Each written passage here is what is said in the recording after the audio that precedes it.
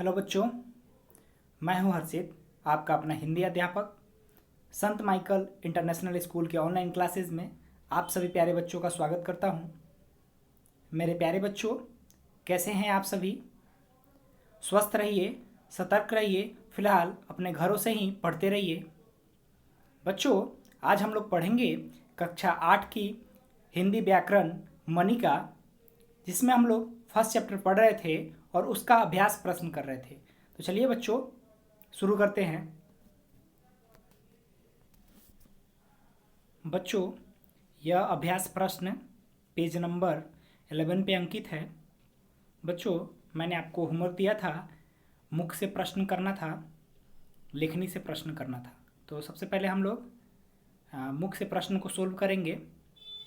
बच्चों, पहला प्रश्न है, भाषा के कितने रूप होते हैं? प्रत्येक के दो दो उदाहरण दीजिए। तो बच्चों, इसका आंसर होगा भाषा के दो रूप होते हैं। पहला लिखित भाषा, उदाहरण समाचार पत्र, लेख। दूसरा मौखिक भाषा, उदाहरण गीत और रेडियो। तो ये बच्चों पहला प्रश्न का उत्तर हो गया। अब जानेंगे बच्चों हम लोग दूसरा प्रश्न। भारत की और विश्व की संपर्क भाषा कौन सी है? तो बच्चों, आपको मैंने बताया था पिछले क्लास में कि भारत की संपर्क भाषा हिंदी और विश्व की संपर्क भाषा अंग्रेजी है। भारत में कहीं भी आपको किसी जगह वार्तालाप करनी है तो आप हिंदी भाषा का उपयोग कर सकते हैं, और विश्व में किसी व्यक्ति से आपको बात करनी है तो उसके लिए आपको अंग्रेजी भाषा आनी चाहिए। बच्चों, तीसरा प्रश्न है, हिंदी भाषा की लिपि कौन सी है? इसकी दो विशेषता बताइए। बच्चों, हिंदी भाषा की लिपि देवनागरी होती है और इसकी विशेषताएं हैं। पहला है, देवनागरी विश्व का एकमात्र वैज्ञानिक लिपि है, मतलब यह लिपि वैज्ञानिकों द्वारा उपयोग में लाई जाती है। दूसरा है, इसमें एक ध्वनि के लिए एक चिन्ह निर्धारित होते हैं। मतलब बच्चों, मतलब ये मुख से एक ध्वनि निकलती है तो उसके लिए एक ही चिन्ह निर्धारित होते हैं। तो ये हमारा हिंदी भाषा हो गया। और बच्चों, चौथा प्रश्न है, व्याकरण किसका ज्ञान कराता है? तो बच्चों, व्याकरण भाषा के शुद्ध रूप का ज्ञान कराता है। तो बच्चों, ये चारों प्रश्न के उत्तर हो गए। अब हम लोग करेंगे लेखनी से प्रश्न।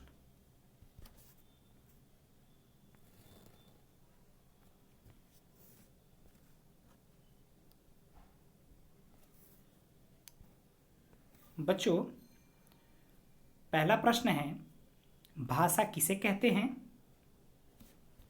विश्व में बोली जाने वाली किन्हीं 5 भाषाओं के नाम लिखिए। तो बच्चों, भाषा वह साधन है जिसके द्वारा व्यक्ति अपने भावों और विचारों को बोलकर अथवा लिखकर व्यक्त करता है तथा दूसरे के भावों और विचारों को सुनकर अथवा पढ़कर समझता है। तो भाषा आपको क्लियर हो गया होगा बच्चों। भाषा क्या होता है? ऐसा साधन है जो व्यक्ति अपने मन के भाव और विचारों को बोलकर अथवा लिखकर व्यक्त करता है और दूसरा उनके भाव को सुनकर अथवा पढ़कर समझता है। और विश्व में बोली जाने वाली 5 भाषाएं, तो ये आपको बताना था बच्चों। तो पहली अंग्रेजी, हिंदी, मंदारिन, मंदारिन ये चीन की भाषा है, जर्मन और फ्रांसीसी, ये विश्व में बोली जाने वाली 5 भाषाएं हैं। बच्चों, अब हम लोग करेंगे दूसरा प्रश्न, राजभाषा किसे कहते हैं? भारत की राज्य भाषा कौन सी है? तो बच्चों, वह भाषा जिसका प्रयोग देश के कार्यालयों में कामकाज के लिए किया जाता है उसे राजभाषा कहते हैं। और भारत की राजभाषा बच्चों क्या है? हिंदी है। तीसरा प्रश्न है बच्चों, भाषा और बोली में क्या अंतर है? तो भाषा को हम 2 रूपों में व्यक्त करते हैं, जैसे मौखिक, नेक्स्ट पेज पे चलते हैं, और दूसरा जो होता है लिखित।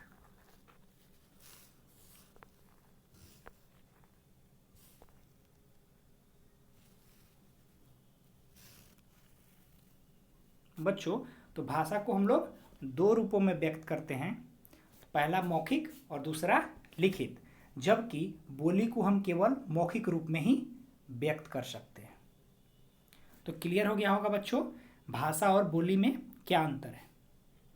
भाषा हम दो तरीके से लिख सकते हैं।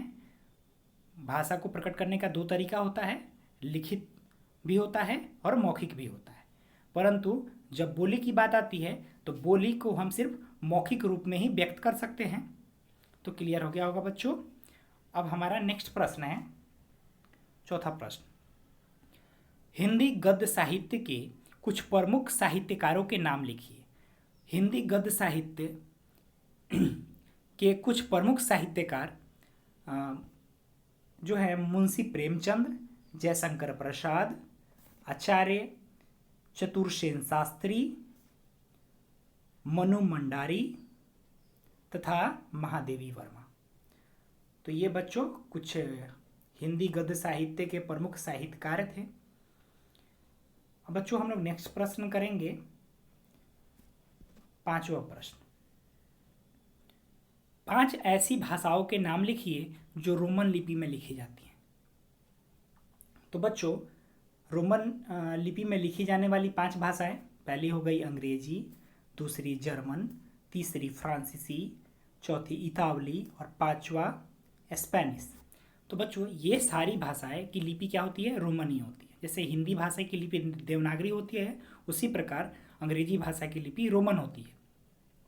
तो रोमन लिपि में ही जर्मन, फ्रांसीसी, इतावली और स्पेनिश भाषा भी लिखी जाती है। बच्चों तो ये आपका पिछले क्लास का होमवर्क था जो अभी मैंने पूरा करा दिया। अब बच्चों आज के क्लास में हम होमवर्क ले लें। पहला है बच्चों, रिक्त स्थान की पूर्ति कीजिए। तो बच्चों ये आप कंप्लीट कर लीजिएगा। उसके बाद में नीचे है बच्चों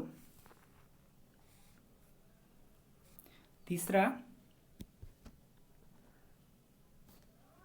निम्नलिखित भाषाओं के सामने उनकी लिपियों के नाम लिखिए। तो ये भाषा है बच्चों और इनकी लिपि आपको लिखनी है। उसके बाद में बच्चों है बहुविकल्पीय प्रश्न। तो बच्चों इसे भी आप कंप्लीट कर लेंगे। इसके अंदर 5 प्रश्न हैं, तो इसको भी बच्चों आप कंप्लीट कर लेंगे। तो बच्चों ये आपका आज का होमवर्क है 2, 3 और 4। उसके बाद में बच्चों फर्स्ट चैप्टर में ग्रामर में आपको फेयर कॉपी में क्या करना है कि पहले मैंने जो आपको परिभाषाएं कराई थी कॉपी में, वो सबसे पहले आपके कॉपी में होंगे। और उसके बाद में आपको जो अभ्यास प्रश्न हैं जो मैं करा रहा हूँ, जैसे आज कराया, तो ये जैसे कंप्लीट होता जाता है वो आप उसे अच्छे से फेयर कॉपी में भी लिखते रहेंगे। तो बच्चों समझ में आ गया होगा। और ये होमवर्क आपको बता चुके हैं हम आज का। तो बच्चों आज के क्लास में इतना ही, मिलते हैं नेक्स्ट क्लास में। तब तक के लिए दीजिए मुझे इजाज़त और घर पे ही पढ़ते रहिए और मन लगा कर पढ़िए पूरा। धन्यवाद।